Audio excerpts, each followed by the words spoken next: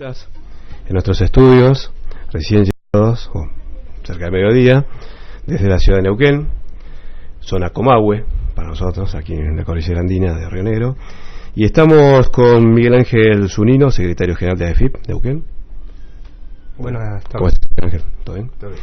Y con Marcelo Barros, que es secretario administrativo. Sí, buenas tardes, ¿qué tal? De la Asociación Empleados. Sí, empleado de GEI. Muy bien. Y con María Gabriela Morales, secretaria adjunta, también de la delegación. A toda la cúpula. Muy bien, sí, estamos aquí para... Buenas tardes.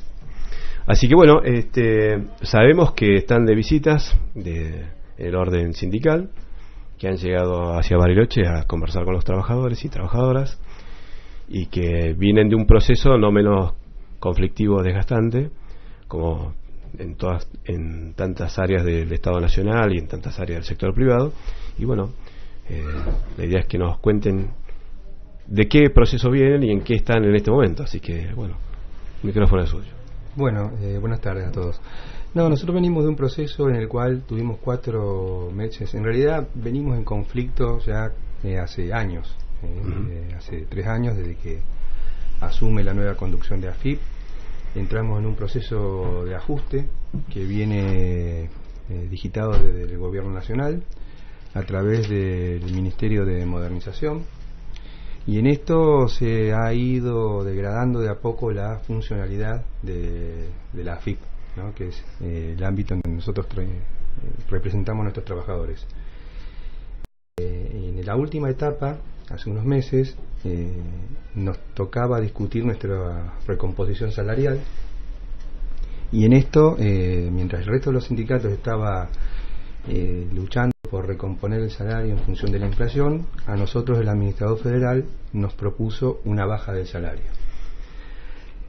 Obviamente entramos en conflicto directo durante ya 4 meses y terminamos cerrando este proceso, que no significa que no estamos en conflicto, sino que por el momento se cerró el proceso con un aumento sobre parte de nuestro salario del 18%, quedando muy alejados hoy de lo que es la inflación nacional, que está rondando el 42, el 43% interanual hasta ahora.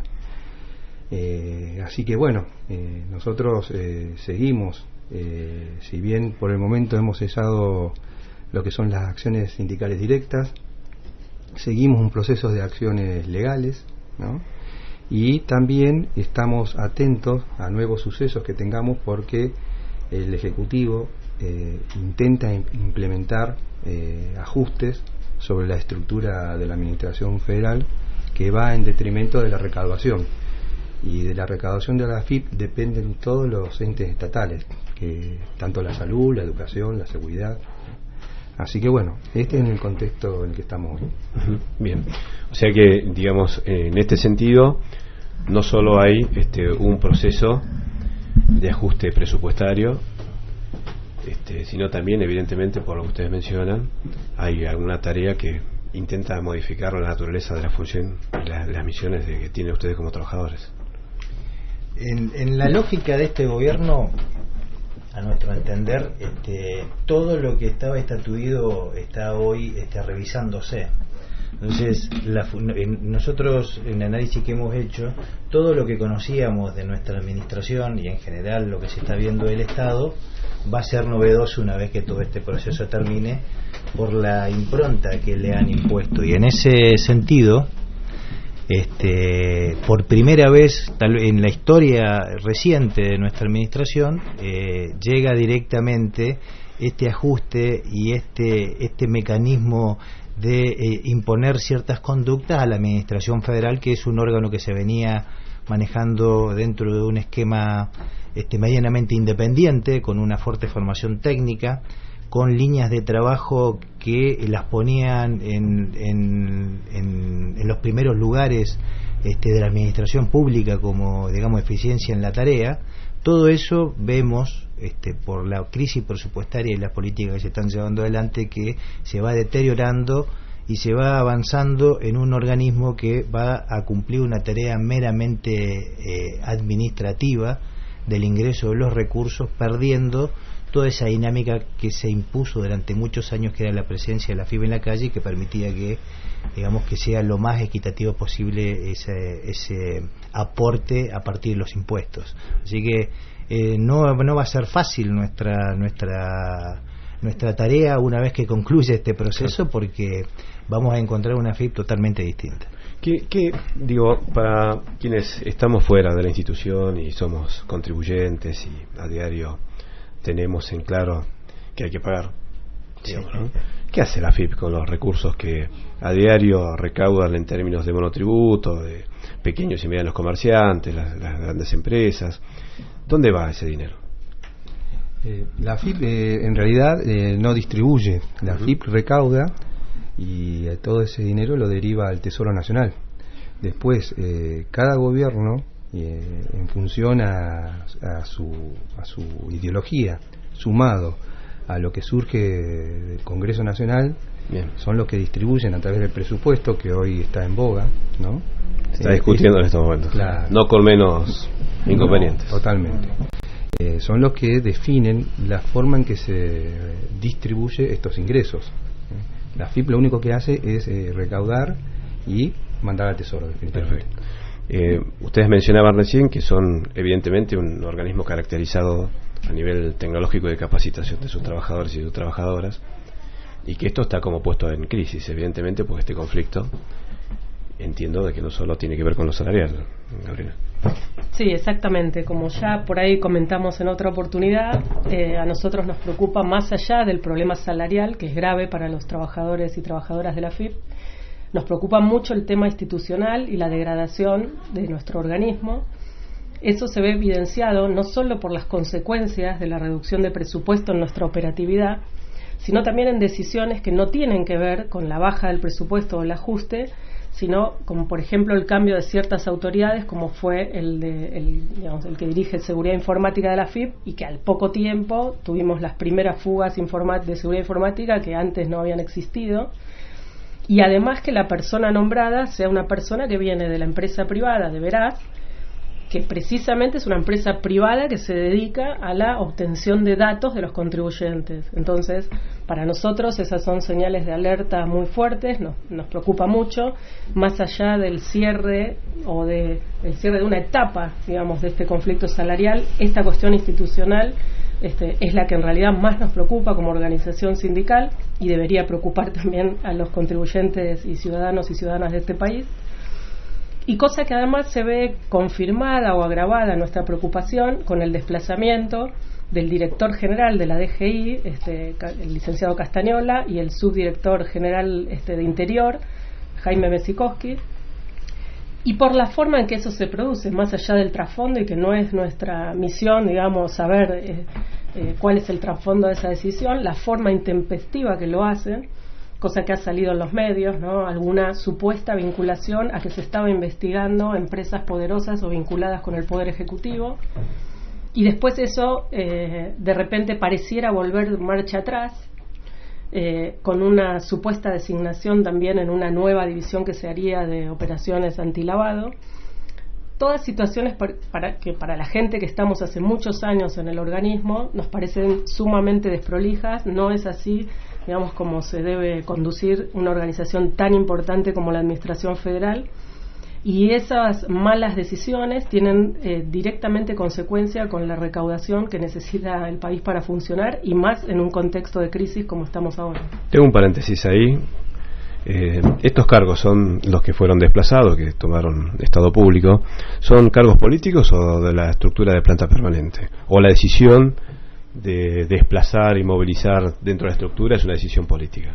Estos funcionarios son de una carrera dentro de AFIP, que cumplen una función política, pero nuestro organismo ha tenido esa característica de ser los generadores de sus propios cuerpos directivos, digamos. Yo quiero agregar algo a lo que dice Gabriela con respecto a este tema. Es decir, nosotros por primera vez vemos con preocupación que una interna política del gobierno se está trasladando en un organismo como el nuestro. Es decir, uno lee los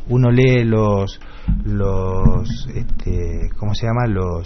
los diarios de prensa y se da cuenta que ya está expuesta abiertamente una disputa entre lo que sería jefatura de gabinete y algunos diputados como Carrió, que haciendo alarde de sus contactos trasladan un problema que es demasiado grave para esta FIP en los momentos que nos toca vivir, porque por primera vez nos vemos inmersos en algo como esto y no sabemos cuál es el efecto futuro que puede llegar a tener, más allá de los arreglos estructurales que existan, a ver si armo o no armo un raviol para que te quedes contento, sino la intromisión de todo esto, que nosotros no podemos hoy hacer una valoración de las consecuencias que puede llegar a tener. Entonces es inédito y muy preocupante para los trabajadores. Bien. ¿Cuál es el presente de los trabajadores de AFIP en este momento? Esta situación de que institucionalmente el país tenemos toda la sensación que va y viene, que toman decisiones en diferentes niveles críticos del Poder Ejecutivo Nacional, rápidamente o por presión mediática o lo que sea, retroceden 2 pasos, hay correcciones, el derecho administrativo parece como olvidado en estos momentos. Y sobre todo la sensación de que no hay una estabilidad frente a las movidas y misiones esenciales del carrealismo, ¿no? La pregunta es esto, ¿en qué medida afecta a los trabajadores? Si hay conciencia, si se ocupan de este tema o finalmente esperan que las decisiones de carácter técnico y solo ejecutarlas. No, el presente de los trabajadores es de incertidumbre. Nosotros, como te decía bien Marcelo y Gabriela, somos un organismo técnico, no estamos acostumbrados a las influencias políticas, más allá de que siempre existieron y en todos los gobiernos. Lo que pasa que ahora, con estos cambios que te comentaban ellos, se hicieron evidentes, a tal punto que el Lita Carrió sale fuertemente a intervenir en esto, que debiera ser una decisión natural de un ente que en definitiva es autárquico, y terminan opinando sectores que son totalmente ajenos a la casa. Y por otro lado, el tema, la intervención del trabajador, nosotros pretendemos, entre otras cosas, tener carreras y concursos. O sea, esto es transparentar la función de estos funcionarios públicos, para la redundancia, en el sentido de que estén las personas que sean más aptas, ¿no?, para dirigir todo lo que atiende al sistema tributario. Hoy nuestro administrador federal es una persona que es ajena a los temas tributarios. Es un CEO, ¿no?, que se ha dedicado a otras cosas y que cumple un rol dentro de un lugar que, en definitiva, a interpretación nuestra, él no termina de entender. Y esto obviamente nos genera mucha preocupación. Así que estamos muy atentos a todas estas modificaciones que surgen. Nosotros tenemos hasta febrero un compás de espera para rediscutir, ¿no?, nuestro salario, pero más allá de eso no descartamos volver a medidas de fuerza en función de que se intente avanzar sobre cambios de estructura de la administración federal, que nosotros entendamos que no sea avanzar en algo positivo, ¿no?, y que sigan siendo este tipo de intervenciones políticas para o ajustar o direccionar a la administración federal en un rol que no tiene. ¿Ustedes perciben desde su regional, que es Comahue, intuyo que viene de Neuquén, Río Negro y parte de Chubut, de la zona cordillerana, que hay una diferenciación en los costos de vida de nuestra regional frente a otras regiones de AFIP o de AFIP en el resto del país?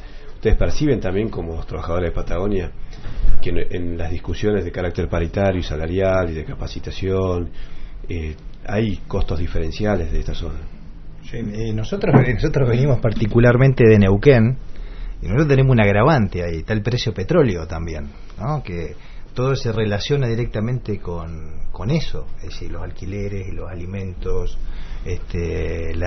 ¿cómo se llama?, la distracción, todo está relacionado con el precio petróleo, y empieza y va a empezar a sentirse. Nosotros en este conflicto ya perdimos un porcentaje de nuestro sueldo, porque nosotros teníamos una participación alícuota que significaba un porcentaje que un 0,72, que es una cuestión técnica, a un 0,65. Nosotros ya perdimos eso, y más allá de los arreglos que hicimos, no se pudo recomponer eso. Es decir, que nosotros estamos ya en una debacle salarial. Si nosotros esto le sumamos la inflación proyectada, que va a ser alrededor del 44%, creo, nosotros estamos perdiendo prácticamente entre un 35 y un 40% de nuestro ingreso. Es decir, eso en una zona donde es caro como la nuestra, como se dice en la calle, es un impacto realmente importante, porque digamos, lo que uno ahorraba hoy lo tiene que consumir, lo que gastaba en vacaciones lo tiene que cuidar porque tiene sus hijos, hay que pagar la escuela, es decir, hay un cambio como en todos los trabajadores de este país de cuáles son cuáles son las valoraciones que se hacen con respecto a los gastos que va a tener, que hace mucho tiempo no lo teníamos.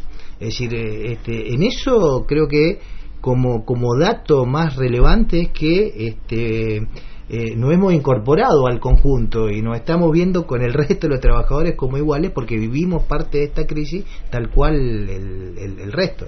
¿Cuáles son los próximos pasos?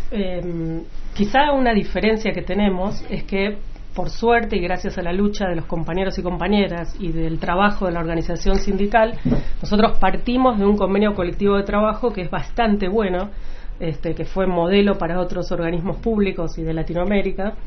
Por lo cual, por ejemplo, el tema de la zona nosotros lo tenemos incorporado, representa una parte de nuestro salario, está diferenciado en las diferentes zonas del país. Pero ahora nosotros estamos en una etapa donde, bueno, un convenio colectivo bueno como base hace que vayamos sintiendo quizás más lentamente que otros organismos estos impactos que pretende hacer el gobierno nacional. Pero nosotros vemos con preocupación porque estamos en una etapa donde, además de que concretamente nos bajó el sueldo, sabemos que vienen por todos esos derechos que están en nuestro convenio colectivo de trabajo, incluido el de la zona, incluido el ingreso de familiares por agentes fallecidos en actividad, los beneficios de jubilación, todo lo que nosotros podamos tener por encima de la ley de contrato de trabajo. Este gobierno lo quiere transformar a la mirada de la sociedad y de los propios trabajadores como privilegios, y desde ese lugar ya están empezando la campaña y a discutir en las negociaciones paritarias todos estos puntos que hoy están protegidos porque están en el convenio colectivo, pero que ellos ya manifestaron que pretenden hacer modificaciones al respecto. Bueno, sin duda que hay todo un interés en empezar a vaciar de contenido y de vinculación jurídica o de peso específico a diversos convenios colectivos de trabajo, lo cual el movimiento obrero tiene que expresarse claramente y sin ningún tipo de duda acerca de esto. ¿Cuáles son los próximos pasos del sindicato frente a lo que resta del año y el 2019? Que si no tenemos certeza a los próximos 20 días, me imagino la discusión que estarán dándose ustedes en la cuestión interna de la organización. Sí, esta pregunta que te haces un poco es la base de la discusión que tenemos todos los trabajadores.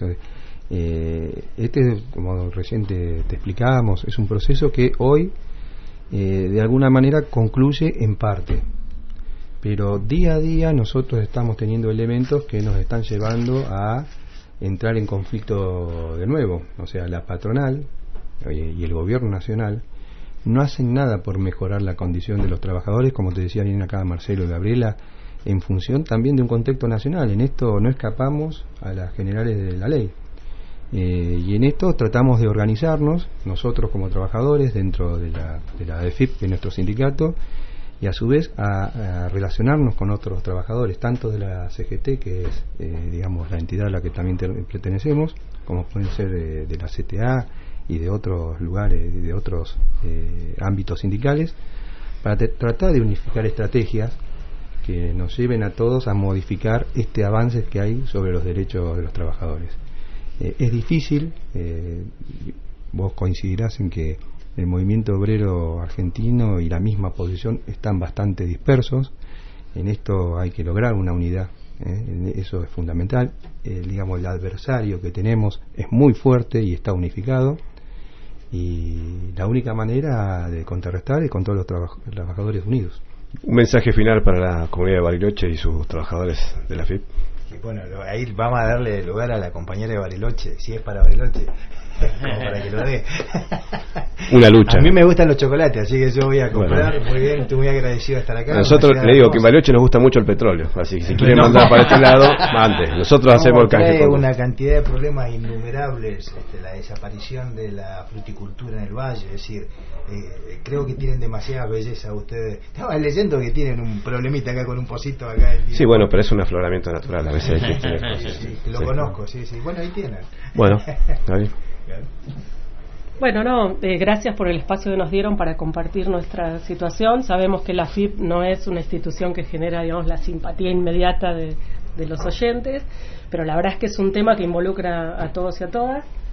Y, como siempre decimos, el tema de a dónde nos orientamos como institución es algo que afecta a toda la sociedad y al pueblo de Bariloche y de cada localidad. Nosotros vamos a seguir luchando con distintas modalidades, como decían mis compañeros y el secretario general. Esto por ahí concluye una etapa sindical en un compás de espera, pero sigue la judicialización de los conflictos y también los reclamos administrativos. Y nosotros no vamos a desistir en nuestra lucha, como tampoco vamos a dejar que degraden nuestra institución, como relatábamos antes, que es un problema de toda la sociedad.